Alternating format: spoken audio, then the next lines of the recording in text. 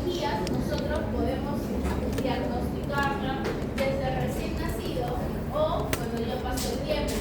¿Se acuerdan que en pediatría 1 hicimos un tamizaje que se llamaba el tamizaje cardíaco, ¿cierto? ¿Y ese tamizaje cardíaco en qué consistía? Yo pensé que los externos, porque yo había pasado más de un año, y cuando les digo, pero ustedes han hecho seminario, los de las demás universidades los quedan mirando, ¿qué hace un seminario de eso? No se acuerdan porque muchas veces llegan al internado y pasan visita conmigo y digo, hazle el tamizaje cardíaco. Volados, y se acuerdan. ¿Cómo es el tamizaje? Saturación preputal, ¿cierto? ¿En qué mano? Derecha. Y saturación postputal, en cualquiera de los miembros inferiores. Y si mi saturación era menor de ¿cuánto? 94%, o un diferencial entre la saturación preductal y la postductal más de 4%. Eso significa que mi tamizaje cardíaco es positivo. ¿Ya? ¿Y qué significa que sea positivo? Que está asociado posiblemente a una cardiopatía congénita compleja. ¿Ya? Entonces, de recién nacido, yo puedo hacer el tamizaje cardíaco a todos, solamente midiendo la saturación. ¿Ya? Y eso me va a conllevar a las cardiopatías complejas, que lo vamos a ver hoy día. Las cardiopatías complejas, o llamadas también cianóticas, son cardiopatías que requieren una intervención quirúrgica y que pueden conllevar a una complicación que se llama crisis de hipoxia. ¿Ya? Esta crisis de hipoxia, que no es tan común ver en el día a día, en nuestro día a día en las emergencias, puede llegar a pasar. Generalmente son niños que llegan a hospitales de gran complejidad, como por ejemplo el Hospital del Niño, el REVE, el Almenara. ¿Por qué? Porque son pacientes que tienen tetralogía de Fallot, tienen transposición de grandes vasos. Entonces estos pacientes no están pues en un hospital más pequeño. De frente van a estas emergencias. ¿Por qué? Porque son candidatos a esperar una intervención quirúrgica. ¿Ya? Entonces estos pacientes son pacientes complejos que muchas veces no llegan a sobrevivir y llegan a morirse en las áreas de neonatología o incluso se fueron dados de alta y fallecieron. Y una de las causas principales de mortalidad perinatal habíamos mencionado que eran las anomalías cardíacas. ¿Se acuerdan cuando vimos un estudio que hizo la doctora Teresa Ochoa en mortalidad perinatal en el Instituto Materno, la maternidad? Las causas de malformaciones, una de ellas más asociada eran las cardiopatías. Entonces, cardiopatía está más asociada a neonatología. Ahí yo puedo descartar. ¿Qué otro examen puedo sacar?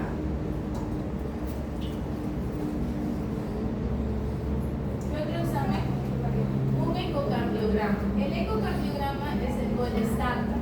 Este ecocardiograma me va a poder ver las cámaras cardíacas, la comunicación si hay entre aurícula y aurícula, entre ventrículo y ventrículo, o si hay alguna otra anomalía. ¿Qué otro examen puedo sacar? Así.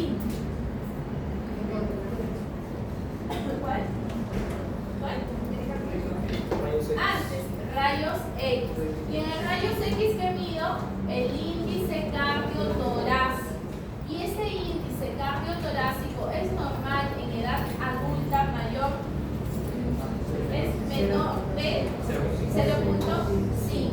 En neonatos y lactantes menores es hasta 0.6. ¿Ya? Entonces, ¿en quién sospecho que mi paciente tiene cardiopatía?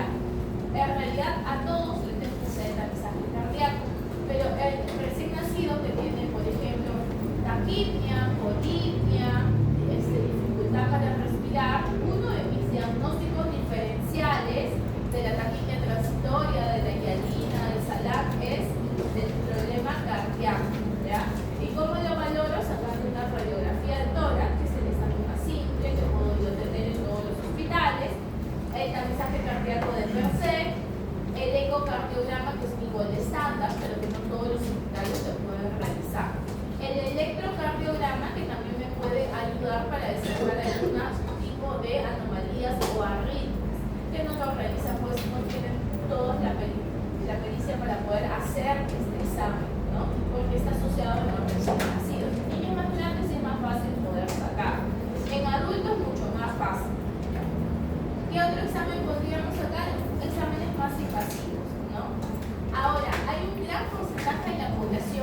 ser adulto y tenía una cardiopatía acianótica y no lo sabía, ¿ya? No lo supo porque simplemente no hubo gran dificultad en la sintomatología.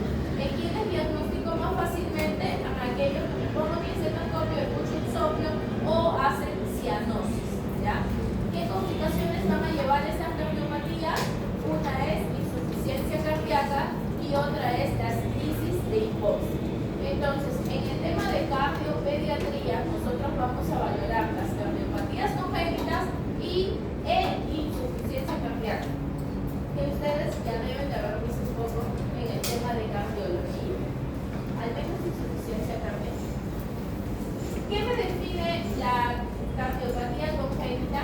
Son las malformaciones cardíacas o de las cámaras cardíacas, ya sea aurículas o ventrículos, o de sus grandes vasos presentes que se dan desde el nacimiento y que se van a originar en las primeras semanas de gestación, por factores que han interactuado en el transcurso de toda la gestación, deteniendo este desarrollo embriológico y teniendo como final una cardiopatía congénita.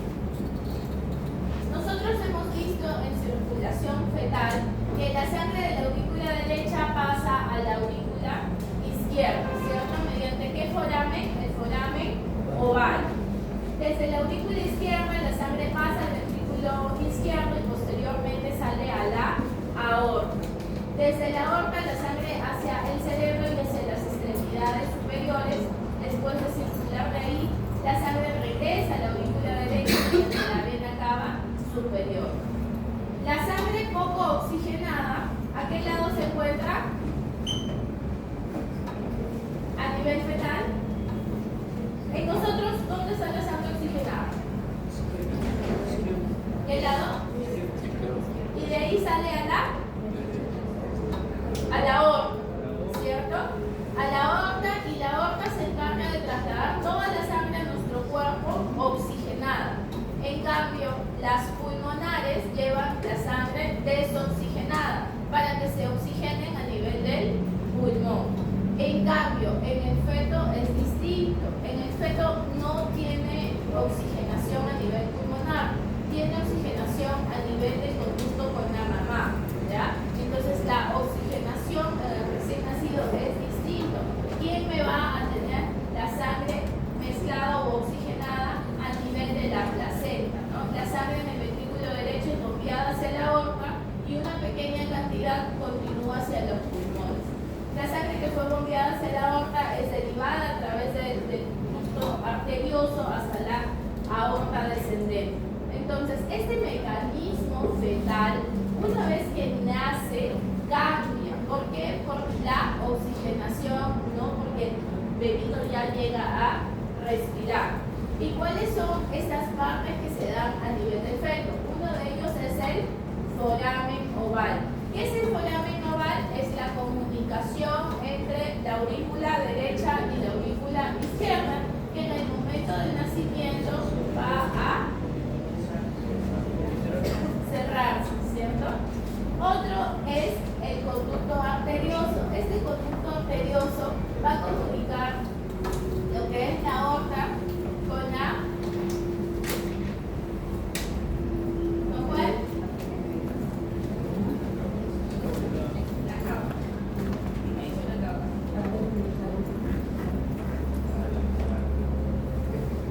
pulmonar, ¿ya? Con la pulmonar. Este conducto arterioso también se cierra. Y lo otro que son las umbilicales. Estas umbilicales también llegan a cerrarse y llegan prácticamente a ya no transportar la sangre oxigenada que viene de la mamá. Epidemiológicamente, en un 1% de los recién nacidos se dan las cardiopatías. El 90% es multifactorial, es decir, no hay una causa conocida, generalmente es una causa desconocida. El 5% sí está asociado a causas ambientales, como por ejemplo rubiola, que haya tenido contacto con talidomida, que la paciente tome alcohol o que use tabaco, ¿no? Sea consumidora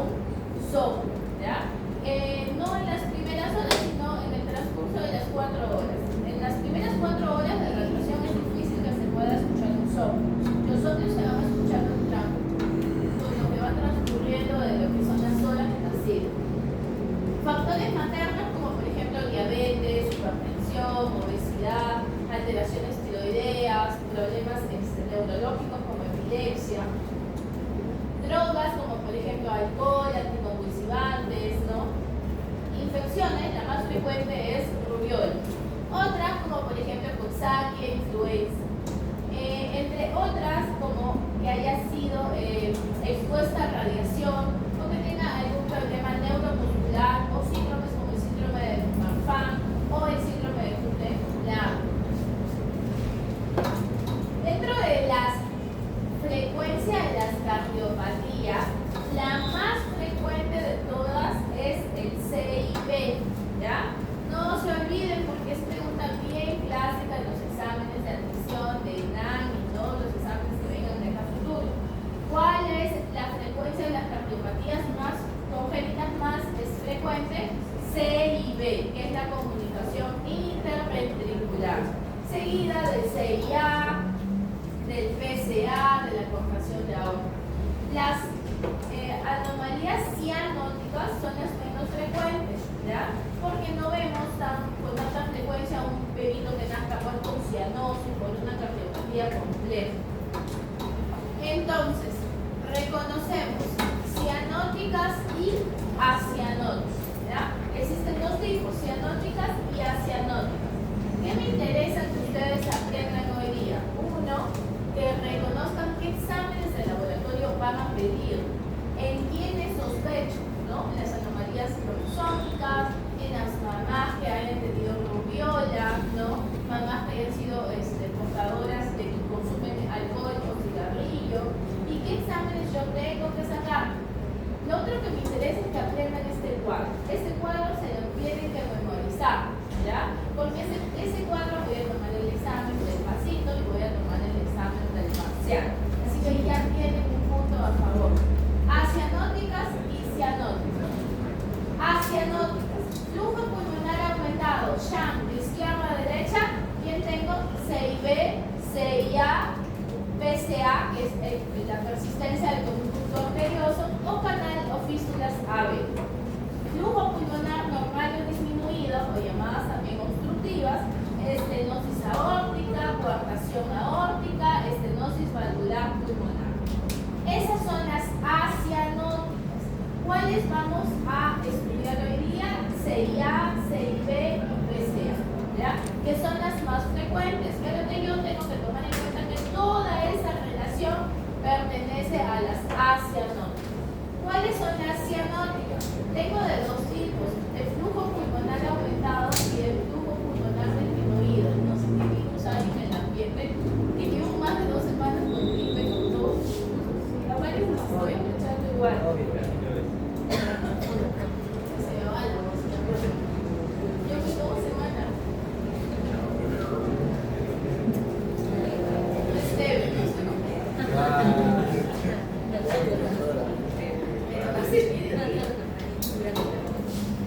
Está bien fuerte. Los niñitos hace 3 semanas, más o menos 4 semanas vinieron bien, bastante. Estamos bastante en contacto, podemos contagiar, o una nueva variante debe ser. Puede ser del COVID también.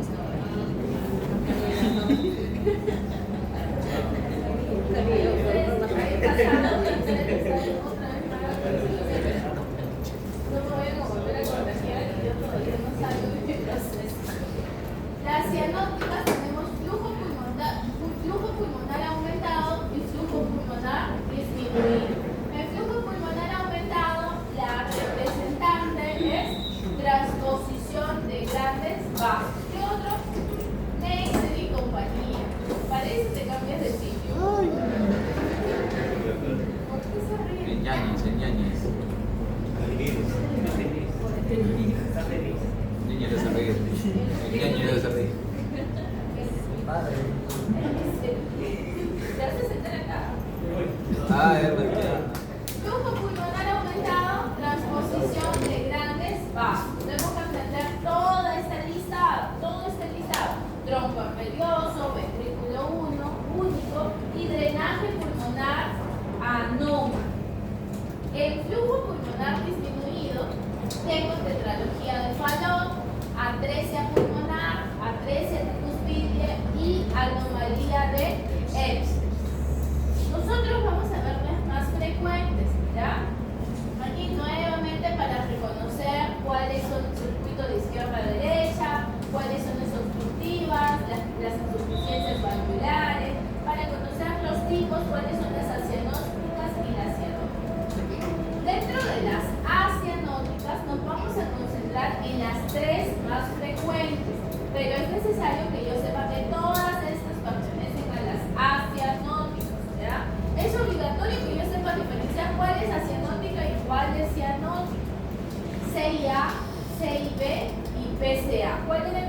frecuente?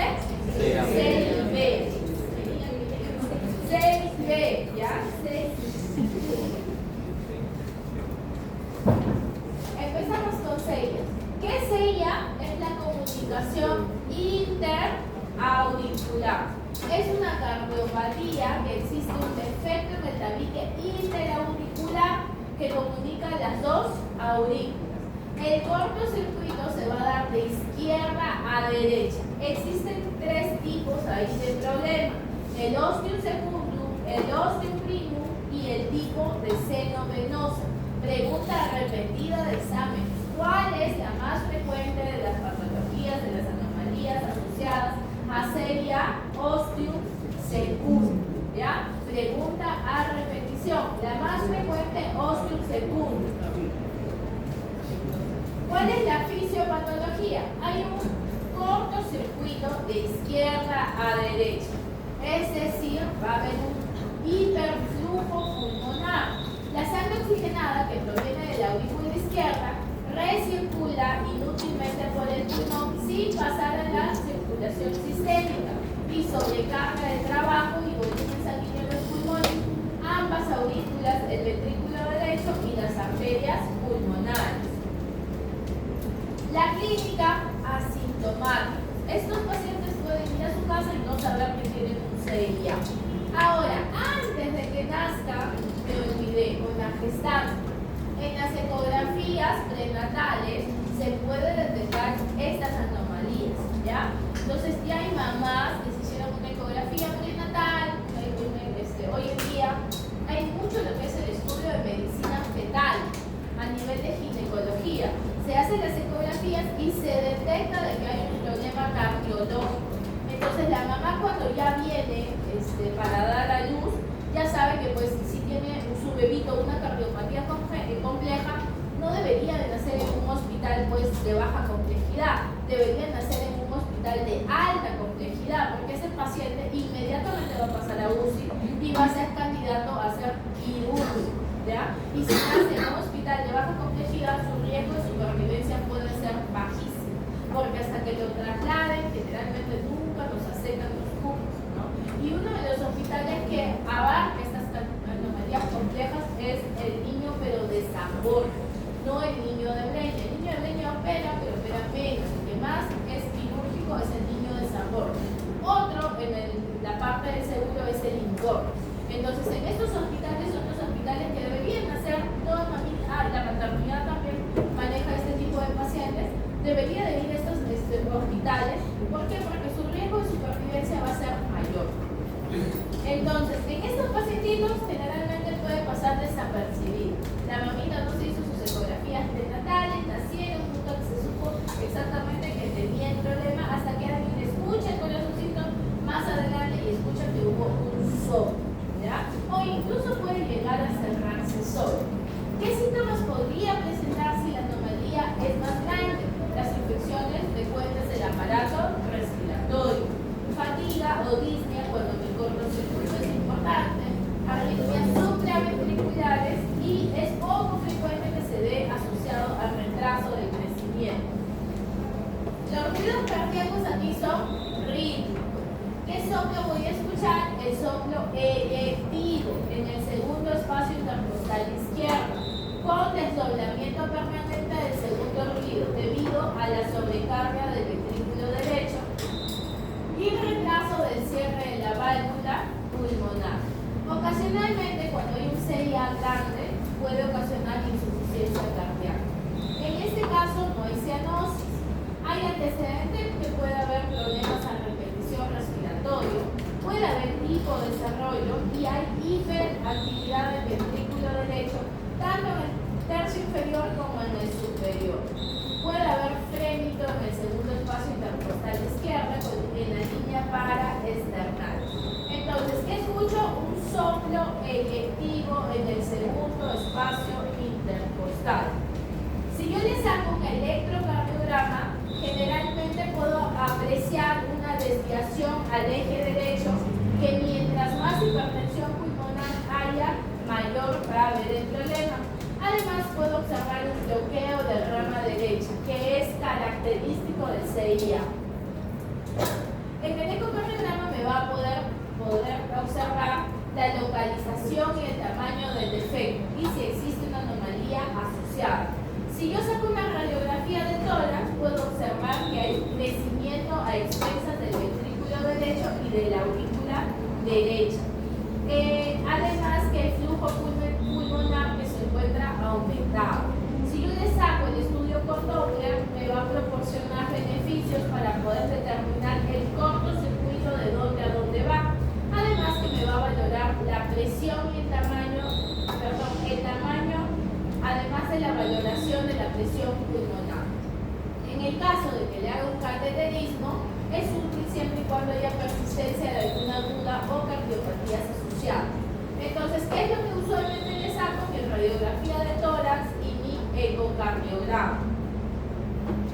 Ahí que veo una radiografía de tórax con cardiomegalia a expensas del crecimiento de la aurícula derecha y de la aurícula izquierda. Pero definitivamente aquí hay un índice cardiotorácico mayor de 0.6, que es cardiomegalia. ¿Cuál es el tratamiento? En general está indicado el cierre del defecto, ya sea quirúrgico o por medio de un dispositivo oclusor a través de un catéter, alrededor de los 2 y 5 años. Si el cierre se hace antes de los 25 años, la supervivencia a largo plazo es similar a la de la población general. Entonces, ¿qué hay en CIA? Comunicación entre aurícula y aurícula. ¿Cuál es más frecuente? El Segundos. ¿Qué soplo hay? Electivo, ¿cierto? Y luego el crecimiento, ¿qué parte está crecido? El lado derecho, ¿ya? Puedo ver también bloqueo, ¿no? ¿De qué rama? De derecha, ¿no? Entonces en el ecocardiograma me va a ayudar. Se trata quirúrgicamente solo siempre y cuando el defecto sea importante y se da entre los 2 a 5 años. CIB. Este es un defecto anatómico del tabique interventricular. Permite el paso de sangre del ventrículo izquierdo al ventrículo derecho y establece un cortocircuito de izquierda a derecha y aumento del flujo pulmonar con sangre parcialmente oxigenada. Puede formar parte de otras cardiopatías congénitas. Si el CIB es pequeño, el paciente va a estar asintomático, su desarrollo va a ser normal y podría llegar a presentar un soplo. En cambio, si el CIB es mediano, el cortocircuito es moderado, y aquí el paciente me va a presentar insuficiencia cardíaca. Aparte, me va a presentar todos los síntomas asociados a la insuficiencia, como fatiga, sudoración, ¿no? Fatiga al momento de lactar y también hipodesarrollo, es decir, el peso y la talla no va en aumento. Si mi CIB es grande o mi cortocircuito es severo, el paciente va a tener ICC con taquicardia, con taquimia, con fatiga. El retraso postoestatural es importante y en niños mayores de 1 año puede haber hipertensión pulmonar y este puede conllevar al síndrome de Eisenmenger. Este síndrome de Eisenmenger me va a presentar una cianosis progresiva y severa, además de disnea y de fatiga. ¿Qué soplo escucho en CIB? Holo sistólico, que es variable y se caracteriza porque se escucha duro y es muy audible a nivel del borde izquierdo inferior del esternón.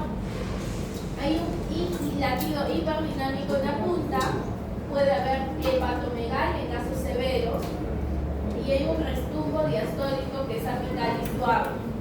Puede haber el frémito sistólico, es decir, se palpa el soplo sistólico a nivel del borde izquierdo inferior. Al examen físico es común encontrar frémito, soplo, ¿no? En la radiografía cardiomegalia, el R2 puede estar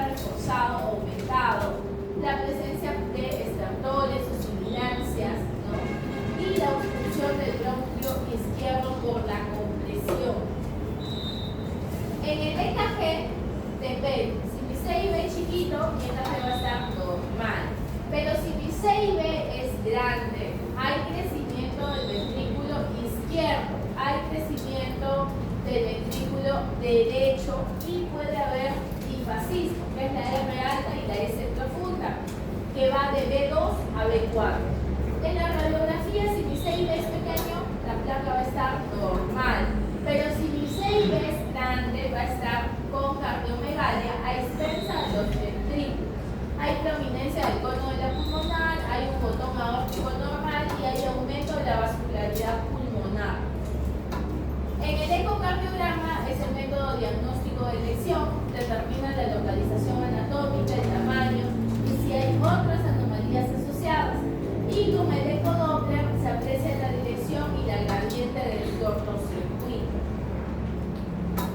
El tratamiento en CIB pequeño no requiere un tratamiento específico, se puede dar el cierre espontáneo en los primeros meses. Si hay un CIB grande, se le puede dar diuréticos, digoxina y el tratamiento es quirúrgico. La indicación quirúrgica en lactantes de menos de 3 meses es cuando la insuficiencia cardíaca es intratable médicamente. En cambio, en menores de 6 meses o menores de 8 kilos, se puede realizar la hipotermia profunda para cierre directo. Entonces, en el CIB pequeño no tratamos, pero en el CIB grande se hace mediante corrección quirúrgica. La técnica quirúrgica es cerrar este CIB con un parche de material sintético o con una sutura directa. El pronóstico es bueno tras un tratamiento quirúrgico y la mortalidad es casi nula en los niños mayores de 2 años. Entonces, ¿qué vemos en CIB?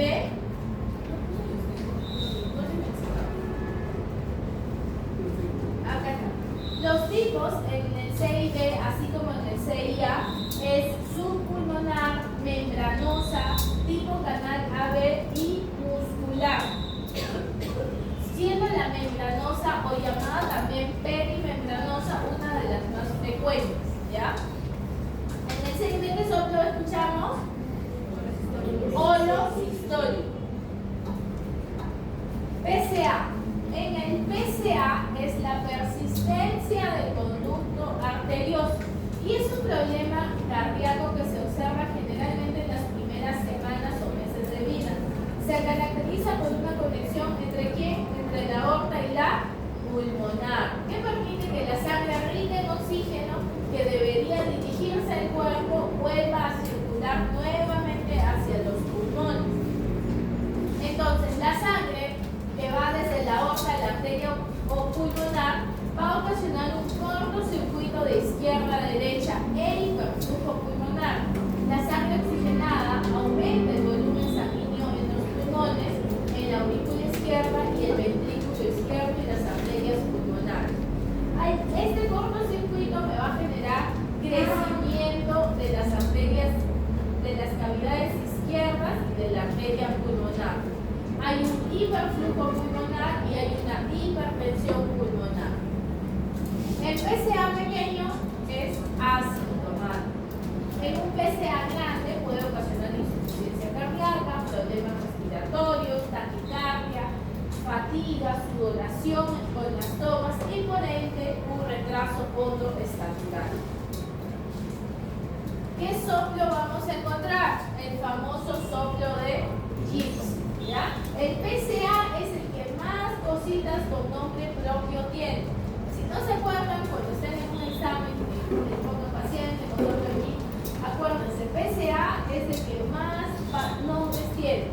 Este tiene el soplo de Gibson y este tiene el pulso arterial, llamado también CEL o saltón. ¿Qué es el soplo de Gibson? Es un soplo continuo con refuerzo telesistólico pulmonar. Frecuentemente se acompaña desde el pulso arterial CEL o saltón. La sangre, una vez en la aorta, se escapa rápidamente a través del conducto arterioso hacia la arteria pulmonar, descendiendo la presión diastólica. En el EKG, en pequeño, PCA pequeño es normal, y en los grandes puede haber un signo de crecimiento de las cavidades izquierdas.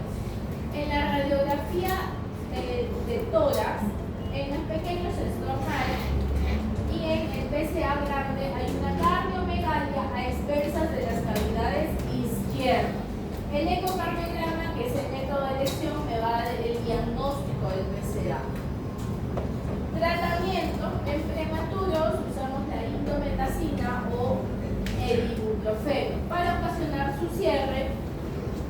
este va a inhibir la prostaglandina. El cierre quirúrgico será una oclusión con un clip de titanio. Entonces, el PCA que nosotros vemos de Giggs y el pulso arterial C. CIA, CIB y PCA. Ahora, vamos con las cardiopatías congénitas cianóticas. Esas son las que llegan a la emergencia con una emergencia cardiológica, que es la crisis de hipoxia. El paciente llega con su crisis de hipoxia. O en el momento del nacimiento, el paciente nace y su saturación no sube, sigue una saturación baja. Los bajos niveles de oxígeno en la sangre hacen que los labios y dedos de manos y pies se vuelvan azulados. Tengo de dos tipos: flujo pulmonar aumentado y flujo pulmonar disminuido. Tetralogía de Fallot. ¿En qué consiste la tetralogía de Fallot? Pregunta clásica también. Consiste, empiezo con mi CIB. Este CIB me va a obstruir el flujo de salida del ventrículo derecho.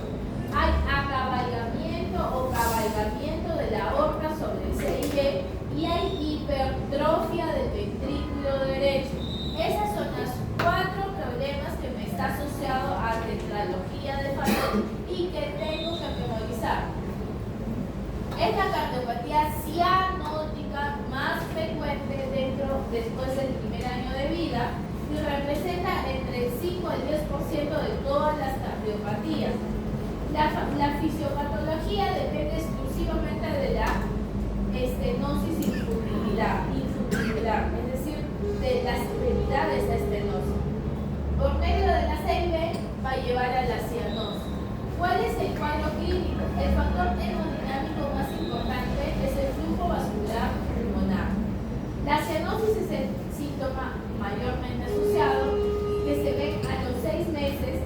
Si la obstrucción del flujo pulmonar es severa, la cianosis puede verse desde el nacimiento. En este caso presentan las complicaciones que se llaman las crisis hipóxicas o hipoxemia, que hay aparición o aumento brusco de la cianosis o palidez con disnea o pérdida de conciencia. En el examen físico el crecimiento es normal, puede haber cianosis, dedos en palillos de tambor.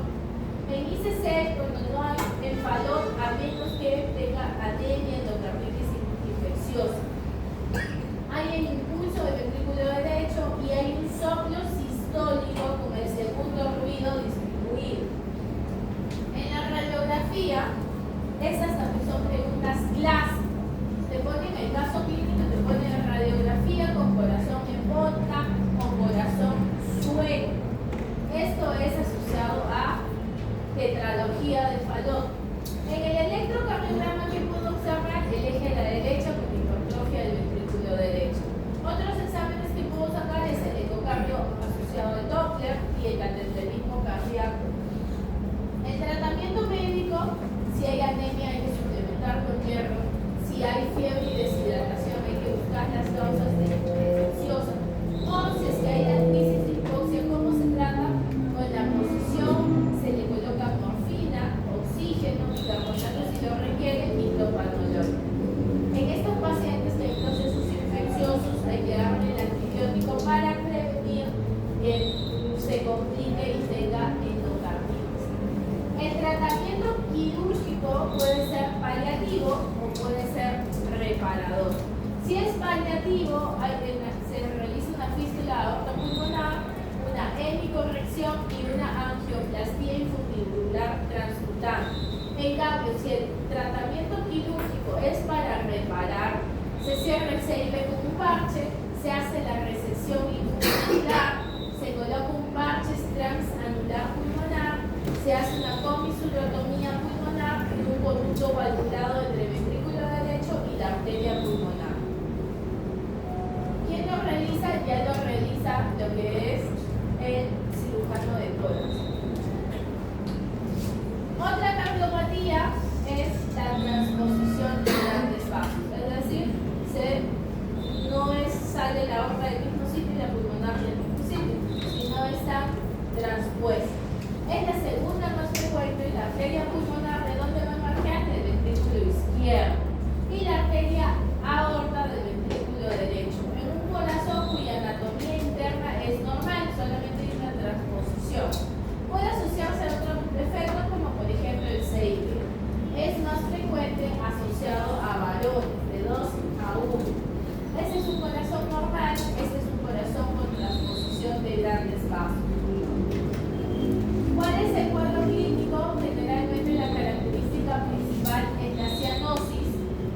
cardiopatía congénita que no se asocia a dificultad respiratoria, sino que tiene En el examen físico, los pacientes pueden no presentar otra alteración evidente fuera de la cianosis. En la auscultación cardíaca puede encontrarse un segundo ruido único y soplos cardíacos. ¿Qué es lo que yo voy a observar? Paciente con dedos en palillos de tambor, o llamado también hipocratismo, y las chapas eritematosas en los pómulos, ¿no? Y lóbulos en las orejas. Paciente que tiene problemas a nivel de la coloración en la cara. No están bien chapositos. ¿Qué es lo que voy a ver en mi radiografía de tórax? Vemos que consiste en un corazón ligeramente aumentado con crecimiento del ventrículo derecho. Aquí se caracteriza como la imagen en vuelo, ¿ya? En bota, ¿cuál era? Tetralogía del falón. En vuelo es transposición de grandes vasos. El tratamiento va a depender del grado de cianosis. Si esta es marcada y se trata de un neonato con PCA dependiente, debe iniciarse la infusión continua de prostaglandinas. Si la cianosis es leve o moderada, solo se debe monitorizar estrictamente hasta que se decida la necesidad de un procedimiento quirúrgico corrector o paliativo. Otra de las patologías es la comunicación venosa pulmonar anómala. Las venas pulmonares no llegan a unirse directamente a la aurícula izquierda cuando no se forma la vena pulmonar común. Y el agujero oval o el CIA permite la llegada de la sangre. En esta radiografía de tórax, por ejemplo, vemos un paciente con drenaje venoso anómalo total supracardíaco. Hay una cardiomegalia por crecimiento del ventrículo derecho. Hay un flujo pulmonar aumentado. El flujo pulmonar lo observamos alrededor, ¿no? A nivel pulmonar. Y una imagen de mediastino superior con un contorno izquierdo que corresponde a la vena vertical, hacia arriba. Y un contorno que corresponde a la dilatación de la vena cava superior, que conforman la opacidad redondeada. Da la imagen de un muñeco de nieve, ¿ya? Que es característico del drenaje venoso anómalo pulmonar. Y el último es la anomalía de Epstein. La anomalía de Epstein es un defecto cardíaco muy poco común, muy poco frecuente, en el cual las partes de la válvula tricuspidia son normales. Esta válvula va a separar la cámara inferior derecha del corazón de la cámara superior derecha, es decir, la aurícula con el ventrículo. Y es esa anomalía, la ubicación de la válvula tricuspidia y la forma como funciona para separar las dos cámaras es anormal. Esto se conoce como la anomalía de Epstein. Nuevamente, cardiopatía asianótica, ¿cuáles son? CIA, CIB y PCA. Las cianóticas, ¿cuáles son? Tetralogía del falón, transposición de grandes vasos, drenaje venoso anómalo y anomalía de Epstein. ¿En qué consiste falón? CIB, hipertrofia del ventrículo derecho, cabalgamiento de la aorta y qué más. La hipertrofia del ventrículo derecho y qué más. ¿Cuál es la corta? Obstrucción del flujo de salida. ¿Cómo? Obstrucción del flujo de salida del ventrículo derecho. Obstrucción de la salida del ventrículo derecho. Corta, hipertrofia del ventrículo derecho, la obstrucción, el acabalgamiento y el CI. ¿Qué CI? ¿B o A? CI, B, ¿ya? 24.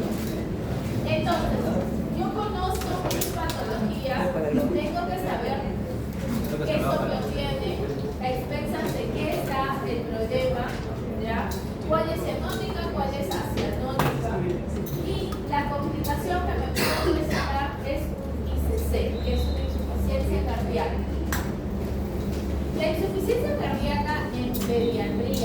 No es igual que en el adulto.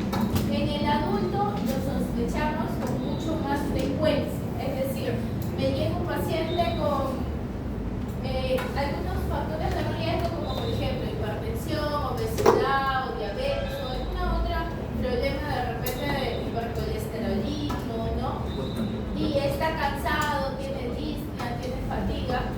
Lo primero que pienso es insuficiencia cardíaca, ¿no? Y cuando escucho el corazón puedo escuchar quizás que hay un soplo por alguna insuficiencia mitral o tricuspidia. Si escucho a nivel pulmonar puedo escuchar qué cosa, desertores como subcrepitantes, ¿no? Entonces en adultos es mucho más fácil. En cambio, en pediatría no es tan fácil detectar una insuficiencia cardíaca. Muchas veces han venido en la emergencia pacientes con insuficiencia cardíaca y se les ha detectado, por ejemplo, neumonía, se les ha detectado algún problema respiratorio, pero lo que en realidad tenía era una insuficiencia cardíaca. ¿Por qué? Porque el diagnóstico muchas veces es enmascarado por otra sintomatología. ¿Qué es la insuficiencia cardíaca? Es un estado fisiopatológico en el cual el corazón tiene una disfunción, una incapacidad para bombear sangre en la cantidad necesaria para suplir los requerimientos metabólicos del organismo.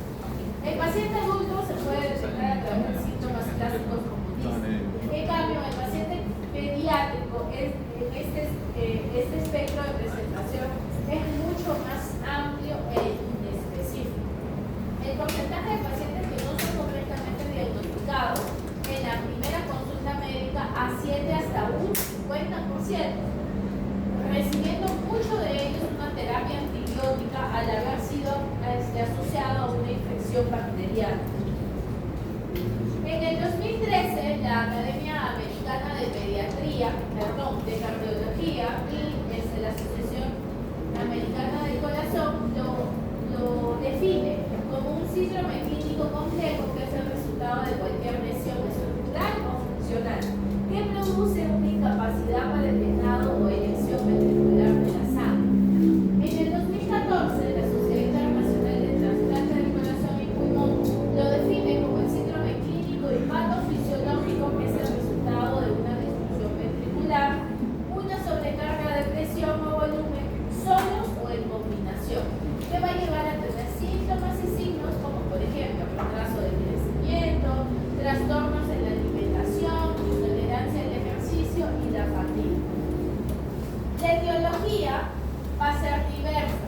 Primero, por cardiopatías congénitas corregidas o no, en tanto que el segundo gran grupo corresponde a las cardiopatías adquiridas, de las cuales existen 4 mecanismos: la disfunción diastólica, la disfunción sistólica, la sobrecirculación pulmonar con mala perfusión sistémica y la mezcla inadecuada de sangre.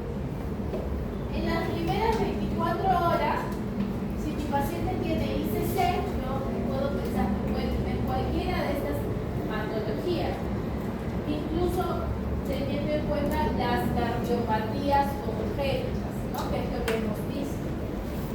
La etiología depende si hay sobrecarga de presión o si hay sobrecarga de volumen. Si hay sobrecarga de presión, pienso en obstrucción del lado izquierdo o en la entrada.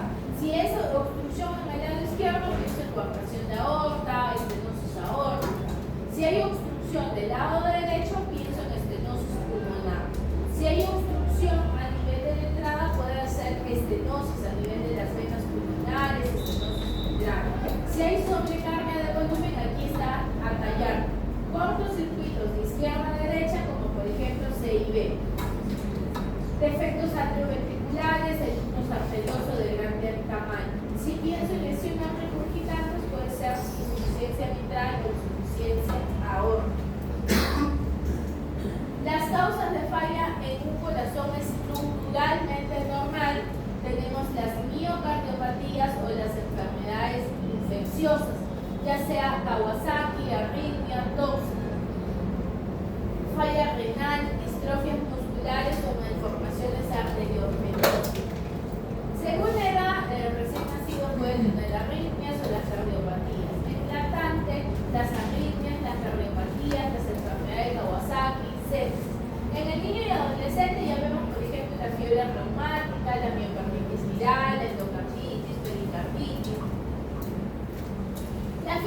patología, a diferencia de los adultos, en quienes la falla es secundaria a una pérdida de miocitos por una enfermedad isquémica, en el caso de los niños es más frecuente la sobrecarga de volumen por los cortocircuitos, siendo menos frecuentes lesiones isquémicas o inflamatorias que vemos en el adulto.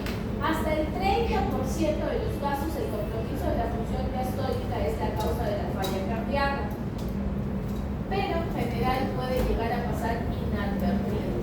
La sístole auricular y la ventricular corresponde a menos del 25% del ciclo cardíaco auricular o ventricular y el resto va a corresponder a la diastólica.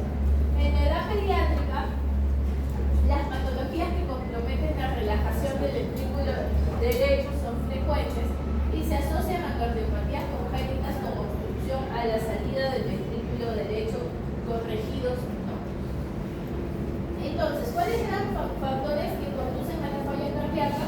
La disminución de la función contráctil, la sobrecarga del volumen, la sobrecarga de la presión, la disfunción diastólica y los cambios en el sistema vascular periférico.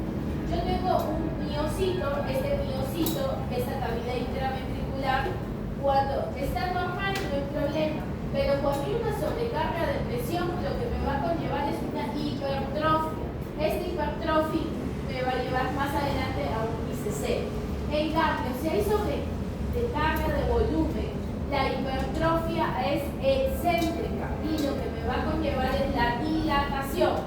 Tanto la hipertrofia como la dilatación me van a llevar a la disfunción.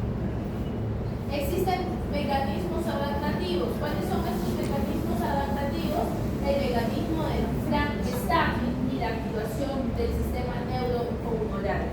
¿En qué consiste el mecanismo del Frankenstein? Es la habilidad del corazón de cambiar su contractilidad con base en el grado de retorno venoso. En el corazón, en falla, al aumentar la precarga, puede llevar a un incremento del volumen latido para poder mantener el gasto cardíaco. En cambio, la activación del sistema neurohumoral, lo que hay es un aumento en la actividad del sistema simpático, del sistema renina-angiotensina-aldosterona, y con ello conlleva la liberación de la vasopresina y los péptidos natriuréticos para mantener lo que es la tensión arterial y la perfusión de los órganos terminales. En el diagnóstico se relaciona con los mecanismos compensatorios para que el organismo pueda suplir el suministro inadecuado de oxígeno. Insuficiencia cardíaca, como su nombre lo dice, hay una insuficiencia para poder oxigenar, hay una insuficiencia en el corazón. Todo niño con falla cardíaca tiene sobrecarga de volumen y en niños pequeños puede manifestarse como incremento de la frecuencia cardíaca y respiratorio y problema de trabajo respiratorio. Entonces, en los pacientes, ¿qué podemos observar? Taquicardia y taquipnea. Los síntomas gastrointestinales son menos frecuentes, pero si yo hago mi examen físico puedo llegar a encontrar hepatomegalia. No son tan frecuentes como la taquicardia y la taquipnea, pero puede haber también edemas periféricos. Entonces, ¿qué puedo observar en mi lactante? Hepatomegalia. En mi niño mayor, hepatomegalia, puede haber derrame pleural.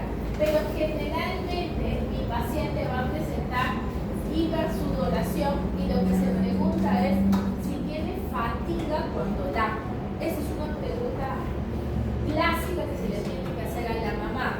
Tiene lactancia entrecortada, es decir, le está dando de lactar y se cansa, o tiene lacta un poquito para, lacta un poco para y se cansa. Los efectos que puede ocasionar es taquipnea y taquicardia, que son los más frecuentes. Cuando hay compresión bronquiolar puede conllevar a que mi paciente tenga bronquiolitis en proceso respiratorio.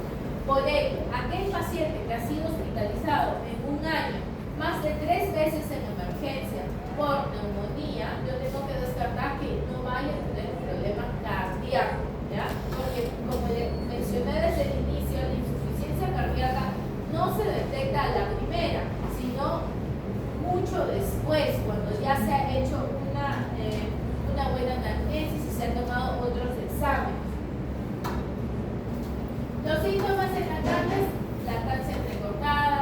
irritabilidad, desnutrición o problemas respiratorios a repetición. Los signos sugestivos: dificultad para respirar, tos seca, fatiga, pérdida de apetito, micturia, mareos, palpitaciones. ¿Qué me dice los criterios de sospecha de insuficiencia cardíaca? Criterios mayores y criterios menores. En criterios mayores, cardiomegalia, edema del pulmón, ritmo de galop. Criterios menores, frecuencia cardíaca más de 170, frecuencia respiratoria más de 60 o hepatomegalia más de 3 centímetros. Es importante poder realizar mi estadiaje, ¿no?, en el cual existe la escala modificada de Ross para pacientes mayores de 2 años. La clase 1 es aquel paciente que no tiene síntomas. La clase 2 es aquel paciente que tiene taquipnia marcada o diaforesis o disnea durante el ejercicio. La clase 3 es la que tiene taquipnia marcada o diaforesis, disnea marcada y prolongación en tiempos de alimentación y detención de la curva de crecimiento. La tipo 4 es aquella que tiene taquipnia, tiraje, quejido y diaforesis en reposo. Muy parecida a la escala que vemos en adultos, ¿no? La disnea en reposo, la disnea en pequeños esfuerzos, en moderados esfuerzos. Es muy parecido. ¿Qué exámenes de laboratorio les hago? Los electrolitos, la función renal, la función hepática, el péptido natriurético, los marcadores de inflamación. Pruebas no invasivas: el electrocardiograma, la radiografía, el ecocardiograma y el resonancia. En la radiografía, ¿qué voy a observar? Si hay flujo pulmonar aumentado y el tamaño de la silueta cardíaca. Secundariamente, observo el tamaño de las cavidades.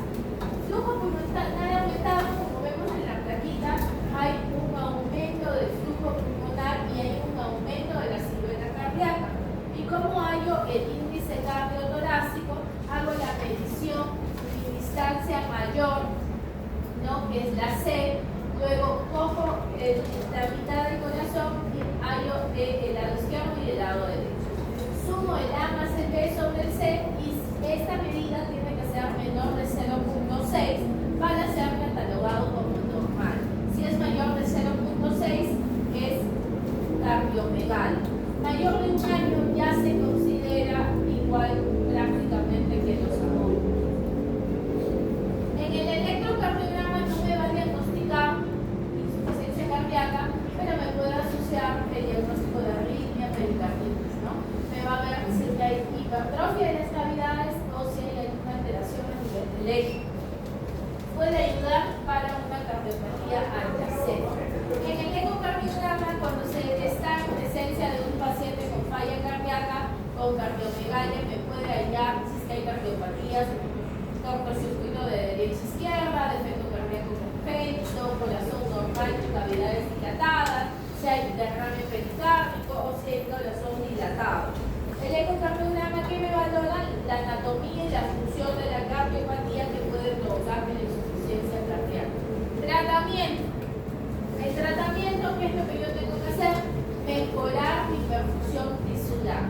¿Quién es el encargado de disminuir la precarga? Los diuréticos. ¿Quién aumenta la contractilidad? Los cardiotónicos, la digoxina. ¿Quién reduce la poscarga? Los diuréticos. ¿Y quién mejora el aporte de oxígeno? Evitando la anemia. Optimizo mi nutrición mediante una dieta hipercalórica.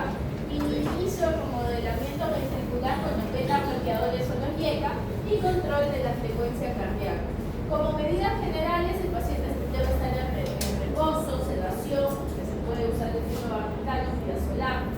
El aporte calórico tiene que ser estricto, posición semi-Fowler, administrar si es que hay dificultad respiratoria oxígeno, corregir la anemia, la restricción hídrica es importante en estos pacientes, el control de los procesos respiratorios como el síndrome obstructivo bronquial, tratar si es que hay una infección sobreexistente, corregir el medio interno, el control de la temperatura y monitorizar aquí el flujo urinario, ¿no?, el balance.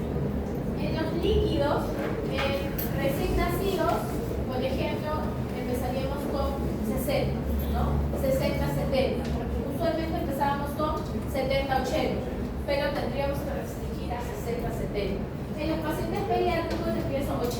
100. En mayores de 10 kilos que uso con la superficie corporal, puedo darle 1000. ¿No? En general, solo en fase aguda y durante periodos cortos de tiempo, ya que puede dificultarse el aporte calórico adecuado. Corregir las alteraciones electrolíticas en el caso de si hubiera acidosis o hipocalemia. Corregir en el caso de que haya hipoglicemia. No sé si mi paciente tiene una cardiopatía estructural o si no tiene una cardiopatía estructural. Si no tiene, hay que ver si hay una miocardiopatía primaria o secundaria. En el caso de que tenga una cardiopatía estructural, yo tengo que pensar si es una cardiopatía compleja con disfunción primaria o una cardiopatía con disfunción tardía. Aquí depende de lo que tenga, le puedo dar las prostaglandinas o puedo tratarlas de forma quirúrgica. La dosificación de los medicamentos, que no es necesario que lo memoricen, pero que sí sepan que, por ejemplo, el Cartopil se da dosis de 0.5 a 2 miligramos kilo día, como dosis práctica 1 miligramo kilo día. ¿Cómo lo preparo?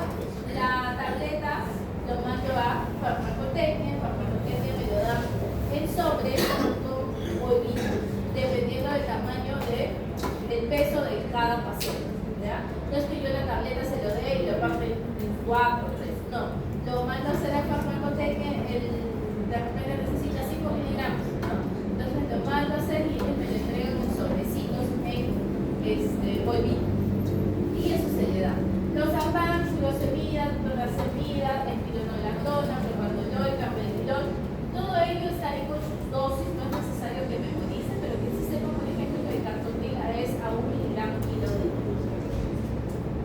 Aquí tengo también la furosemida a 1 miligramo kilo día, todos los medicamentos que se usan en la insuficiencia cardíaca.